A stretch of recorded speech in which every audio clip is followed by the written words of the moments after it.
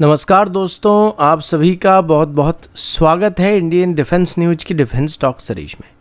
जहां पर हम रोज नए नए डिफेंस अपडेट्स के बारे में बात करते हैं। तो चलिए देर ना करते हुए आज की वीडियो शुरू करते हैं।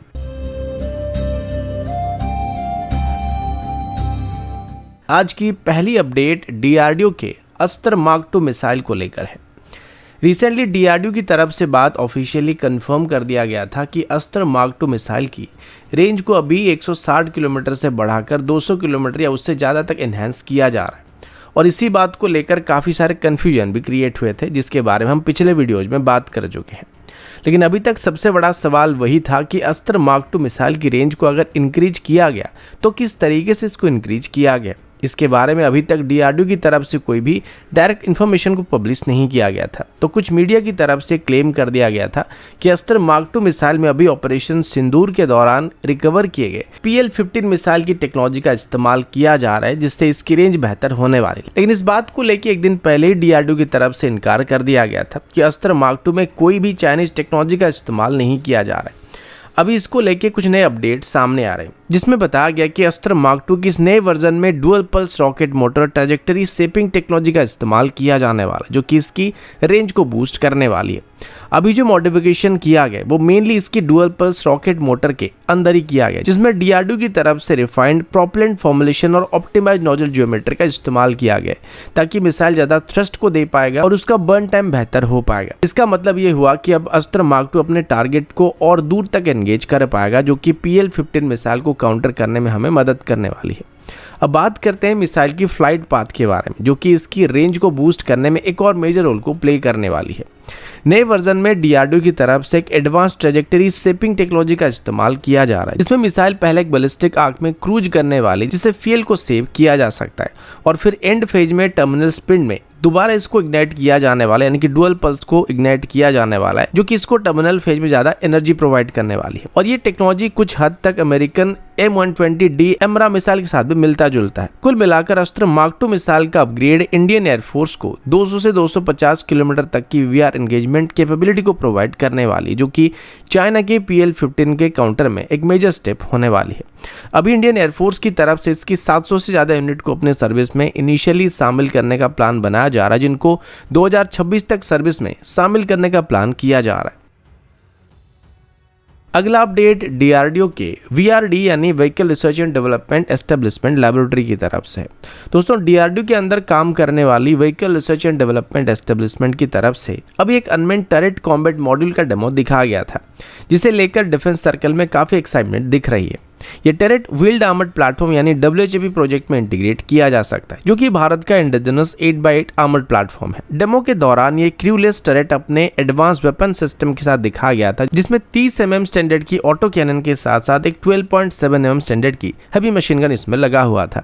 इसके साथ इसमें एक एडवांस फायर कंट्रोल सिस्टम भी माउंट किया गया था, जो कि विजुअल क्लू के हिसाब से सफरान की तरफ से डेवलप किए गए पसियो इलेक्ट्रो ऑप्टिकल सिस्टम जैसा लग रहा था, जिसे डे नाइट कंडीशन में इस्तेमाल किया जा सकता है। अब इसकी टरेट की वेपन कन्फिगरेशन के बारे में अगर बात करें तो इसमें जो कैनन का इस्तेमाल किया जा रहा है ये सिपनोव 2A42 ऑटो कैनन है, जो कि एक सोवियत ओरिजिन सिस्टम है, और इसको पहले से हमारी BMP-2 इन्फेंट्री फाइटिंग व्हीकल में इस्तेमाल किया जा रहा है। इसका फायरिंग रेट 550 राउंड पर मिनट के हिसाब से होने वाली है, और ये आर्मर्ड प्रेसिंग और हाई एक्सप्लोसिव राउंड को दोनों को फायर कर सकता है। और इसका रेंज भी लगभग 4 किलोमीटर के आसपास होने वाली, जिसको एक बैटल प्रूवन सिस्टम भी कहा जा सकता है। इसके साथ डिस्प्ले किया गया 12.7 mm NSVT heavy machine gun ground और एरियल टारगेट को लगभग 1.5 किलोमीटर की दूरी से एंगेज कर सकता है, जिससे कॉम्बिनेशन ग्राउंड और लो अल्टीट्यूड थ्रेट दोनों के साथ एंगेज हो सकता है। इसका सबसे खास पार्ट ये है कि अनमेन टरेट है, मतलब ऑपरेटर व्हीकल के अंदर रहकर इसको ऑपरेट कर सकता है, और किसी को भी टरेट के अंदर बैठने की इसको ऑपरेट करने की जरूरत नहीं पड़ने वाली, जो कि क्रू सर्वाइविलिटी में काफी इंप्रूवमेंट ला सकता है। इसमें जो फायर कंट्रोल सिस्टम या साइटिंग सिस्टम देखा गया वो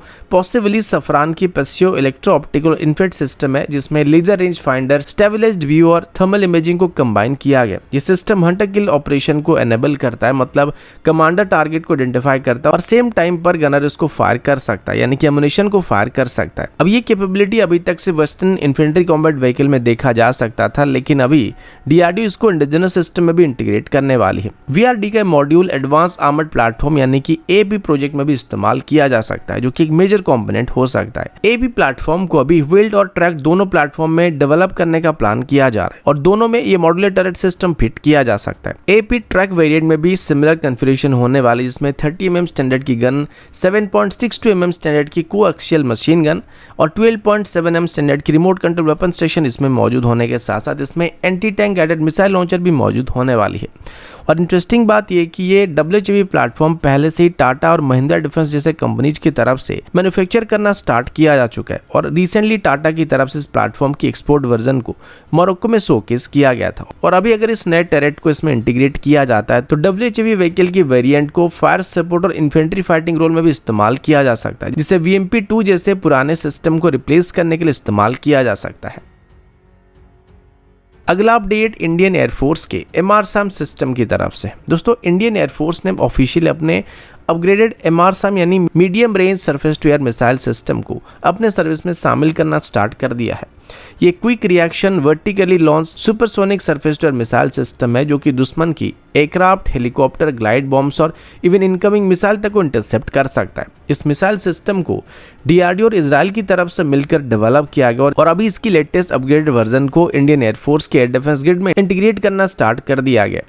MRSAM सिस्टम को आर्मी, नेवी और एयरफोर्स तीनों वेरिएंट में डिप्लॉय किया जा सकता है, जहां हर वर्जन अपने ऑपरेशनल डोमेन के हिसाब से कस्टमाइज किए जा सकते हैं। सोर्सेज के मुताबिक अपग्रेडेड MRSAM की मैक्सिमम एंगेजमेंट रेंज अभी 70 किलोमीटर से बढ़कर 100 किलोमीटर तक हो चुकी है। इस मिसाइल को भी डीआरडीओ की तरफ से डेवलप किए गए dual pulse solid rocket motor से पावर किया जा रहा है, जो कि हाई एक्सेलरेशन और सस्टेन थ्रस्ट दोनों को प्रोवाइड कर रहा है। इसका मतलब ये हुआ कि ये system high speed manoeuvring target को भी लॉन्ग डिस्टेंस पर एंगेज कर सकता है। Dual pulse motor basically 2 thrust phase में काम करता है। पहला फेज मिसाइल को बूस्ट करता है और दूसरा फेज मिड कोर्स में रीइग्नाइट होकर लॉन्ग रेंज इंटरसेप्ट के लिए एक्स्ट्रा एनर्जी को प्रोवाइड करता है।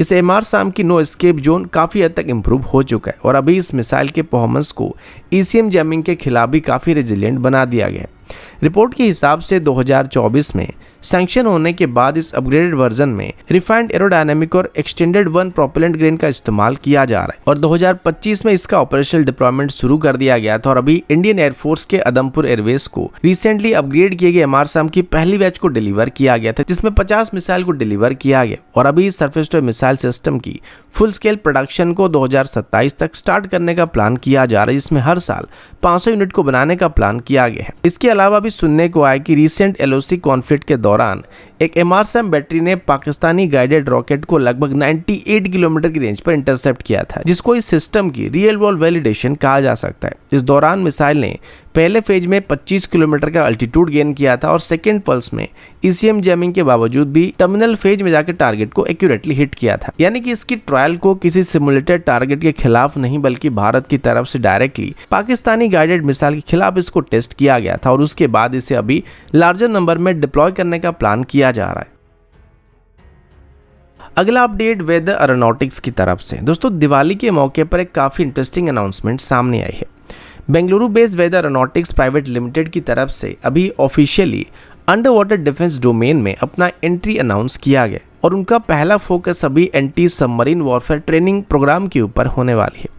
कंपनी के फाउंडर दीपेश गुप्ता ने लिंक्डइन में अपने पोस्ट करके बताया था कि ये स्टेप वेदा के लिए एक नेचुरल रिवॉल्यूशन होने वाली है, क्योंकि अभी तक ये कंपनी मेनली अपने अनमेन्ड एरियल सिस्टम के लिए जाना जाता था, लेकिन अभी वो अंडर वाटर डिफेंस टेक्नोलॉजी की फील्ड में भी एंटर करने वाले हैं। दीपेश गुप्ता की तरफ से एक 3D रेंडर को भी शेयर किया गया था, जिसमें एक sleek autonomous under water vehicle को डिस्प्ले किया गया था। ये एक टॉर्पेडो से ब्लैक ड्रोन था, जिसमें एडवांस फिन्स और सेंसर हाउसेस को लगा हुआ दिखा गया था और ये सिस्टम एक anti submarine warfare training platform के रूप में डिजाइन किया गया लगता है, जो कि नेवी के लिए real world submarine detection, tracking और न्यूट्रलाइजेशन सिनेरियो को सिमुलेट करने के लिए इस्तेमाल किया जा सकता है। अभी जो जानकारी मिली है उसके मुताबिक ये system AI driven target simulation, modular payloads और सोनार इमुलेशन टेक्नोलॉजी के साथ डेवलप किया जाने वाला है, ताकि इंडियन नेवी के पर्सनल एक कंट्रोल ट्रेनिंग एनवायरनमेंट में एंटी सबमरीन वॉरफेयर टैक्टिक को प्रैक्टिस कर पाएंगे। अभी तक इसकी स्पेसिफिक डिटेल रिवील नहीं किया गया, लेकिन दीपेश गुप्ता ने हिंट दिया है वेदा एरोनॉटिक फ्यूचर में और भी अंडरवाटर इवोल्यूशन को लाने वाले, जिसमें reconnaissance, mine counter measure system और hybrid air to sea system शामिल होने वाली है। भारत की अरिहंत क्लास न्यूक्लियर सबमरीन और प्रोजेक्ट 75I जैसे प्रोग्राम के साथ एंटी सबमरीन वॉरफेयर ट्रेनिंग एक क्रूशियल रिक्वायरमेंट बन चुका है। ऐसे में वेदा एरोनॉटिक्स की एक indigenous anti submarine warfare system Indian navy को फॉरेन सिमुलेटर पर डिपेंडेंसी को कम करने में मदद करने वाले और कॉस्ट इफेक्टिव डोमेस्टिक सोल्यूशन को प्रोवाइड करने वाले। इसके अलावा ये सिस्टम फ्यूचर में P-8I पोसाइडन एयरक्राफ्ट और Kamorta class anti submarine warfare corvette के साथ भी इंटीग्रेट किया जा सकता है, जो कि एक seamless anti submarine defence web को क्रिएट कर सकता है। अगला अपडेट ब्रह्मोस मिसाइल की एक्सपोर्ट डील को लेकर है। भारत की सुपरसोनिक क्रूज मिसाइल ब्रह्मोस अब ऑफिशियल एक global defence export power house बन चुका है और अभी इंडोनेशिया के लोकल मीडिया रिपोर्ट के मुताबिक इंडोनेशिया अभी ब्रह्मोस मिसाइल का दूसरा एक्सपोर्ट कस्टमर बन सकता है, जो फिलीपींस के बाद ब्रह्मोस मिसाइल को खरीदने वाला दूसरा देश होने वाला है। रिपोर्ट के हिसाब से BTI डिफेंस के साथ अभी एक $450 मिलियन का कॉन्ट्रैक्ट को फाइनलाइज किया गया, जिसमें ब्रह्मोस मिसाइल की कोस्टल और नेवल वेरिएंट शामिल होने वाले हैं और साथ ही इस डील में टेक्नोलॉजी ट्रांसफर को लेकर भी बातचीत किया जा रहा है, ताकि फ्यूचर में ब्रह्मोस मिसाइल के इंडिजिनस प्रोडक्शन को इंडोनेशिया में स्टार्ट किया जा सकेगा। अभी तक भारत सरकार की तरफ से ऑफिशियली कंफर्म नहीं किया गया कि डील इंडोनेशिया के साथ हुई या फिर नहीं हुआ, पर डिफेंस मिनिस्टर राजनाथ सिंह जी की तरफ से लखनऊ में अक्टूबर 19 तारीख को दिए गए स्पीच में ये बात जरूर कहा था कि पिछले एक साल में भारत ने 2 कंट्री के साथ 4000 करोड़ की ब्रह्मोस कॉन्ट्रैक्ट को फाइनल किया है, लेकिन उन्होंने किसी देश का स्पेसिफिक नाम नहीं बताया था, जिस वजह से स्पेकुलेशन अभी काफी तेज हो रहा है। सोर्सेज के हिसाब से अभी 5 और 6 देशों के साथ ब्रह्मोस मिसाइल की एक्सपोर्ट को लेकर बातचीत किया जा रहा है और उनमें से इंडोनेशिया एक स्ट्रॉन्ग कंटेंडर माना जा रहा है, जो कि इन सिस्टम को फ्यूचर में जरूर एक्वायर करने वाला है। और जकार्ता बेस्ड रिपोर्ट के मुताबिक भारत और इंडोनेशिया के बीच होने वाली इस डील में 3 से 4 coastal batteries launcher training simulator को एक्वायर करने का प्लान किया जा रहा है। तो दोस्तों अभी के लिए इतना ही, मिलता हूँ आपसे अगले वीडियो में, तब तक के लिए जय हिंद, वंदे मातरम।